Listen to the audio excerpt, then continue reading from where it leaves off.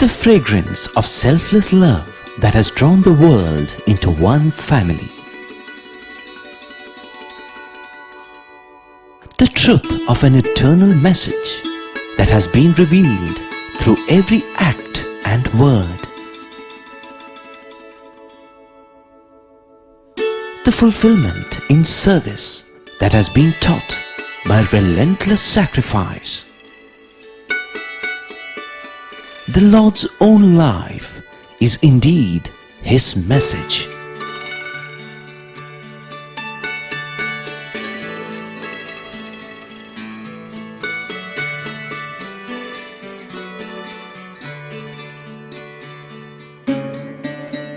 Sai Ram. Greetings and welcome to the 13th episode of our month-long serial entitled The Message of the Lord, which is bringing you the essence of the teachings of Bhagwan Shri Sathya Sai Baba. During the last few episodes, we have been focusing on the hospitals established by Swami and the wonderful as well as unique service they have been rendering to the poor and needy.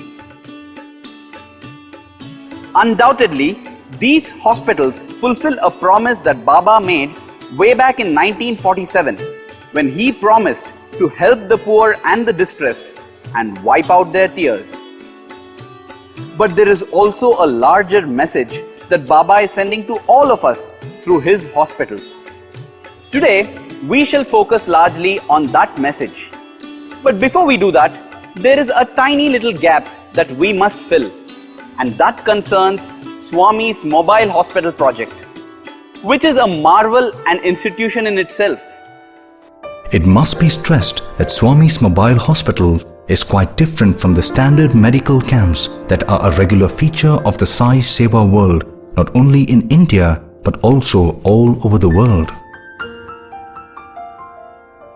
This mobile hospital is something some of you might have seen parked way back at the end of Sai Kulwant Hall. From the outside, it looks like a big bus. But inside, it is a different story altogether.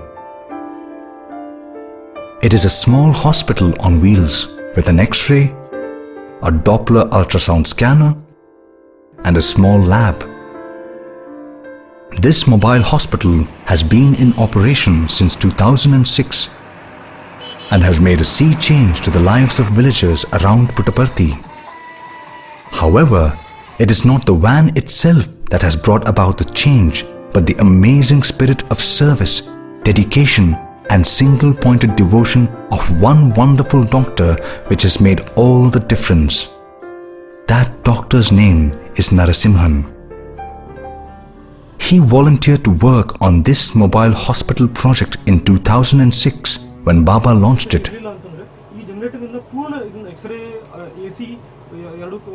And with the hospital bus, he has made magic. How? Firstly, he has attracted many other doctors to join him in the village service he was engaged in. The team that goes out on every trip has at least 40 members, which includes doctors and paramedical staff. But his roster has more than 300 people on call who take turns and come to Puttaparthi. And some of those who have volunteered are very experienced doctors who have a very good practice elsewhere or are professors in leading medical colleges. So there you see one aspect of Swami's message. Your service must inspire others to join and enlarge the mission. Let's now see how the hospital service operates. Basically, it caters more than 70 villages around Puttaparthi. During the first 15 days of every month, the mobile hospital visits these villages in turn, one village a day. About 15 doctors accompany the bus during every trip. When the bus reaches its destination, the locals who are eagerly waiting welcome it like an honored guest, for it is truly a lifeline for not only those living in the village to which the bus goes, but also a cluster of hamlets around that village. Thus, the hospital serves many more people than it might actually appear to. All the patients requiring attention wait in a shamiana, while outpatient consultation is organized in a set of rooms in the local school. While patients take their turn, those waiting are kept engaged in various ways. Firstly, they are given a lot of advice about how to keep the body healthy. Here, Dr. Narasimhan takes the lead and does his job with great passion. He also tells them about do's and don'ts and what is important, and also recruits local volunteers to get involved in implementing preventive methods. For example, former smokers and alcoholics are regularly used by him to warn the public about the dangers of smoking, drinking, and chewing tobacco.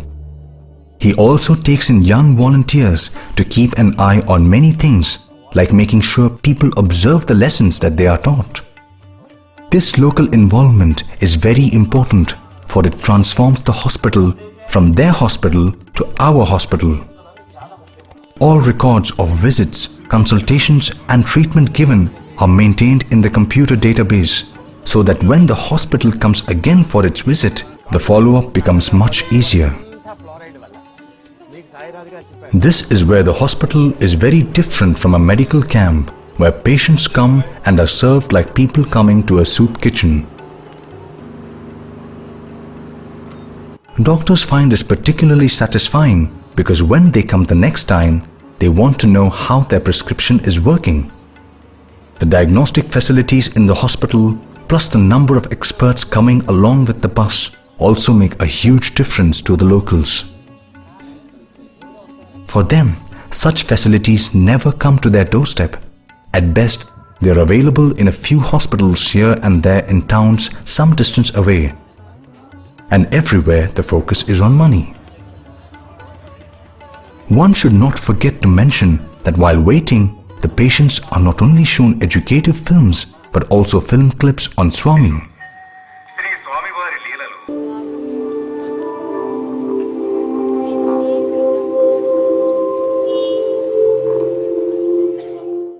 They also participate in bhajan singing. That, plus the atmosphere of love and service that is a central feature of the entire program, makes all the difference to the success of the mission. So, let's put down the various factors that make this hospital so unique and amazingly successful. First, of course, there is Swami, who did something unique. In India, idols from temples are taken out in procession so that the old and the disabled can worship from their homes. In this case, Swami says to the villagers, "Don't worry, if you cannot go to a hospital, I will bring the hospital and doctors to you." Next, since the service is free, that removes a huge worry from the minds of the poor people. Swami always says, when you serve, ask what the service has done to you. In this case, Dr. Narasimhan has taken his service so seriously that he has inspired dozens of other doctors to come to Puttaparthi to serve in the mobile hospital program. Now that magnification is something that Baba constantly induces by giving so much love himself. Moreover, doctors of this roving hospital not merely examine and treat, but also advise and guide. And through this process, they make people give up various bad habits. What is even more important, they make the locals get involved. Above all, they bring to the entire process a spiritual ambience that pervades the entire mission. Let's now look a little deeper into all this, especially how a simple thing like this is far more significant than it appears. On the fact of it, the mobile hospital program is an extension of the main hospital program, bringing the hospital to their doorstep rather than they having to go to the hospital. However, there is a bigger and the stronger message behind all this.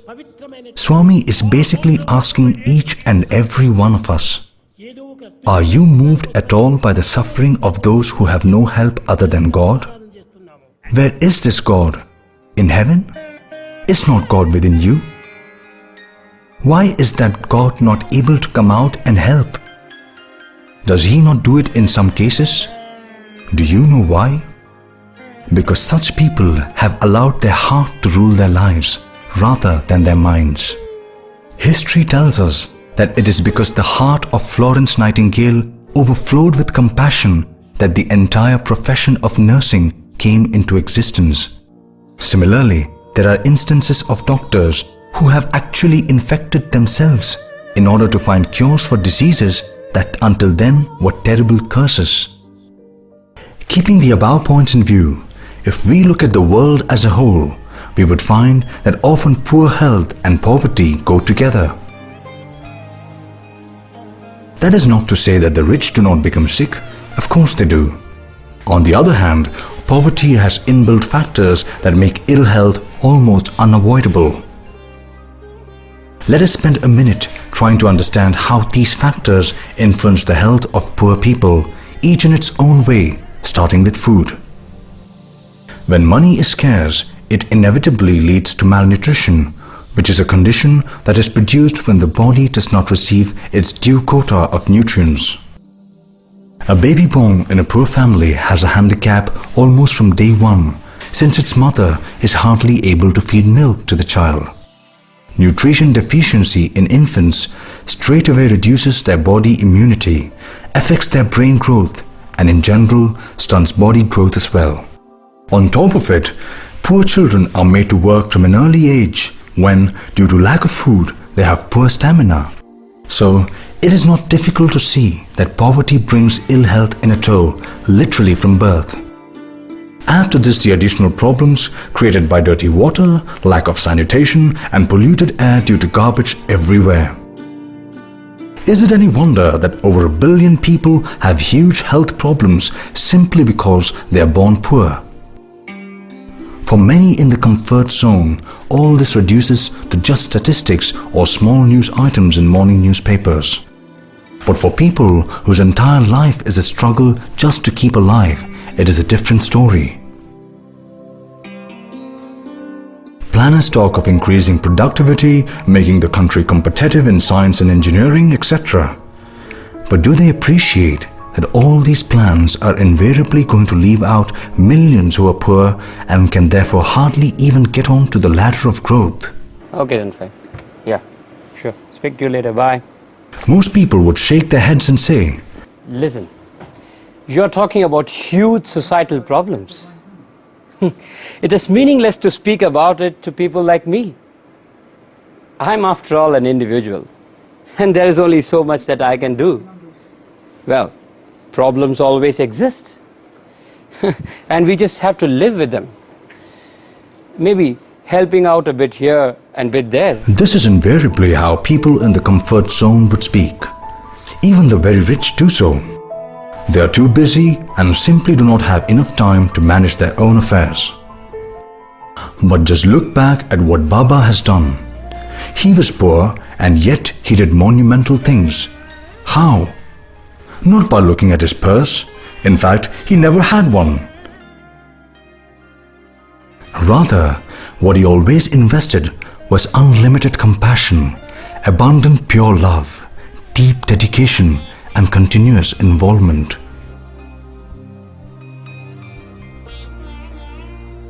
Love is a great and powerful magnet.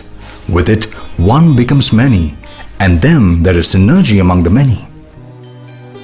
It is that multiplier effect that has enabled Baba to achieve so many amazing results, even though he started with practically no cash. Throughout the world, people are crying out for help all the time. But barring a few, a good many of those who have wealth and can help have neither the inclination nor the time. Indeed, not even the idea of occasional help. Consider, for example, the state of Orissa in India. God has endowed it with a lot of natural resources like water, forests, minerals, etc. Yet, even today in the age of superplanes, most people in Orissa are miserably poor. Huge corporations engage in steel making and mining. But they have very little money to provide schools, dispensaries, water taps, and even elementary sanitary facilities. Here we must recall Baba's visit to the metropolitan city of Mumbai in 1999, at which time it was called Bombay. There, Swami was given a reception at the Corporate Stadium in South Bombay, a prestigious area. Welcoming Swami, speaker after speaker said, "Baba, Bombay is in deep trouble.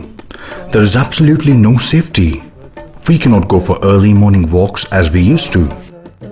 Our children are not safe while going to school. There is so much crime.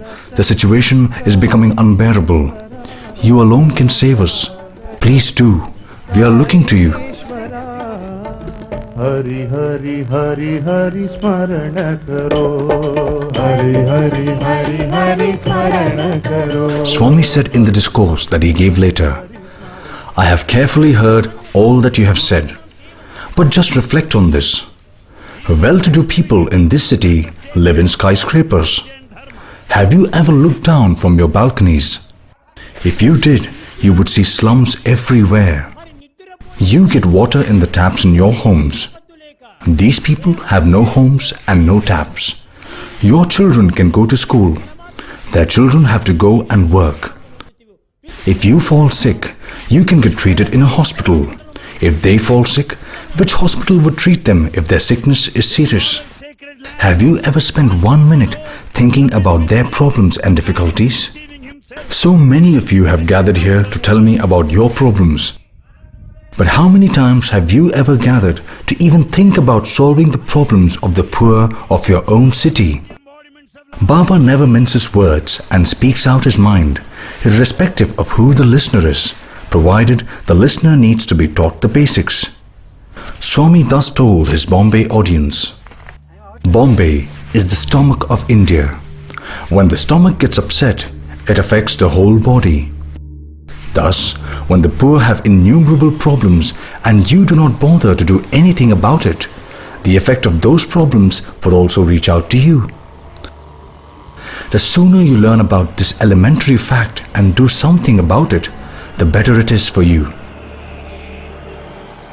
So you see, if we look a bit behind the hospital, we can see not only how Baba got them going, but also how he has sustained them and even arranged for them to improve and grow. One more point, and an important one too. There is a fundamental difference in the way the East has approached the problems of the body than done by the West. In the West, if a person has an ailment, say connected with the stomach, liver or whatever, treatment is focused on that organ alone. In a manner of speaking, this makes sense. After all, this is what one does in the case of, say, a car. When one takes a car having some trouble to a garage for repair, one gets that part which is giving trouble fixed. It may be the engine, the starter motor, the brakes, or anything for that matter. The same approach was adopted in the case of the human body and seemed perfectly logical until recently, that is. Increasingly, it is being recognized that the human body is not like a mechanical system. That is because humans have a mind which everyone is now quite sure influences the body in more ways than one had imagined earlier. Thus, increasingly, even doctors in the West are beginning to realize that patients must be treated as one whole rather than as a system in which one organ was not functioning properly. One doctor who has taken this much seriously than many others is Dr. Mitch Krukov of Durham in North Carolina. Dr. Krukov has done pioneering work in establishing that praying for patients in a systematic manner actually sends good vibrations to the minds of the patient. In turn, that stimulates the body, encouraging it to do its best to help the healing process administered externally by the doctor.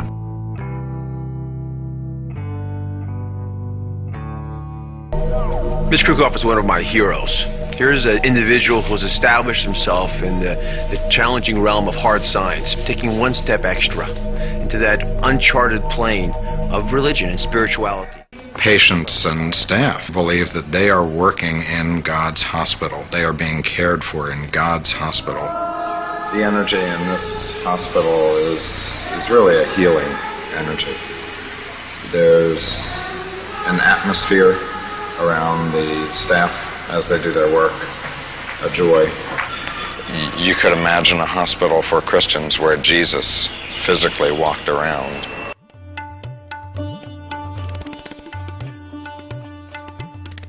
So there it is. This issue of body-mind interaction is a big topic in itself, and we cannot go into there due to lack of time. But this much is for sure. The aura of love in Swami's hospitals do help in the speedy recovery of patients. This is what Dr. Michael Nobel of Switzerland had to say on this. To find free hospitals, but combinations of the two, of a super specialty, highly advanced, state-of-the-art hospital which is free to the poor is a unique, completely a unique concept. And if we add the idea of the Sai Baba's presence, the spirituality which his presence in form of photos or his actual presence lends to the hospital, it becomes a very unique creation. I know hospitals very well, but I've never seen anything like this. Changing the subject, let us now see what Swami has got to say on keeping the body-mind complex healthy. Now this is an important point, because staying healthy does not mean only taking care of the body, but also taking care of the mind and the senses. First, let us see what Swami has got to say in general about this subject. Just have a look at this clip. ఈ దేహములు అనేటువంటిదంతా కూడాను ఒక పెద్ద magnet car. ఈ కన్నులు అనేటువంటిది ఈ యొక్క కారుకు లైట్లు, ఈ యొక్క నోరు దీనికి హార్న్, ఈ యొక్క దీని లోపల మైండ్ స్టీరింగ్. ధర్మార్థ కామ మోక్షములు ఈ నాలుగు కూడాను ఈ కారుకు టైర్స్. టైర్స్ లోపల ఫెయిత్ అనేటువంటి గాలి ఉండాలి. ఇది కూడాను ఫ్రంట్ టైర్స్ కు వేరే ఉండాలి, బ్యాక్ టైర్స్ కు వేరే ఉండాలి. ఏ టైర్ లో గాలి ఎక్కువగా ఉంటుందో దాన్ని తీసేసేస్తారు, ఏ టైర్ లో గాలి తక్కువగా ఉంటుందో దానికి పంపు కొడతారు. మన యొక్క స్టాక్ ఈ కారుకు పెట్రోల్ బంక్ కనుక ఈ కారు యందు సర్వత్రము ఉంటుండాలి. As expected, Swami spoke in Telugu. Let us now summarize what Swami said. Basically, Swami compared the human body to the car, and in the process he made the following observations. ఈ దేహములు అనేటువంటిదంతా కూడాను ఒక పెద్ద magnet car. So body is like a car which is magnetic. The eyes of a human are like the lights of a car. They help you to see where you're going. ఈ యొక్క నోరు దీనికి horn. The mouth is like the horn of a car. ఈ యొక్క దీని లోపల mind. The mind is like a steering wheel and determines the direction your life would take. That, by the way, is an important analogy. The stomach is like the petrol tank. And finally, Baba compares the tires to the fourfold conduct of life observed in ancient India. This point is a bit difficult to understand for people who are not familiar with Indian scriptures, and so maybe a few words of explanation would suffice. You know, the scriptures of India do not demand people to live like monks. They accept that ordinary people would like to have money and possessions. They would also have desires of various kinds, especially to get married and raise a family. So, a fourfold code of conduct called Purushartha was laid, according to which dharma had to be the basis of everything one did in life, including the acquisition of money and having desires. A strong moral foundation for everything that one did was thus considered a must. Next, it was stipulated that as one grows older, one gave up wants and desires slowly but steadily. Thus, by making dharma the basis and slowly sublimating one's desires, one could, so declared the scriptures, eventually attain moksha or liberation. Baba compares the 4 tires of a car to the Purushartha and adds that just as the air pressure in the 4 tires must be suitably adjusted so that the car does not lose balance while moving, so also in life, wealth acquisition and desires must be strictly regulated. You might ask, but what have the Purushartha got to do with health and healthcare? Everything. Because a person who leads a well-regulated life and controls his or her desires and wants would have mental peace. Remember the old saying, a healthy body requires a healthy mind? Well, if you have a healthy mind, your doctor bills would automatically come down. And you know that would be good for you and the society too. Just think for a minute, how many health problems people get into thanks to desires? How much money is wasted and squandered because people want to become rich quickly? So you see, although healthcare might be a subject in itself as far as organization, planning, projects, etc. are concerned, at the end of the day, it all boils down to what we do with our lives. Baba's constant advice is that if we take to the path of spirituality, not only can we be healthy and enjoy mental peace all the time, but through service can help others to enjoy that same benefit. And when large number of people feel good and happy, it is good for society, is it not?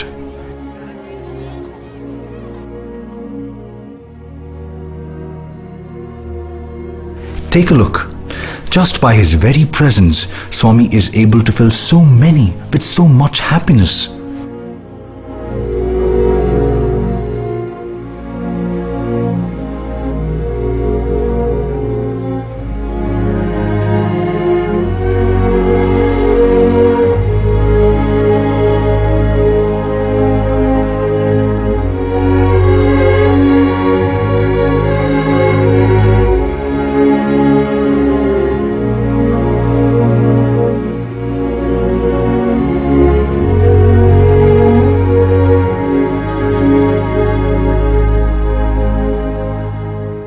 Do you know how many we can make happy if we just follow Baba's teachings and put them into practice? Do think about it. That's all we have for this episode. It has been quite a long one, but the subject was also equally important and we had to dilate on it. Do join us tomorrow for our next episode, and we have something that is equally inspiring and new. Thank you. Jai Sai Ram.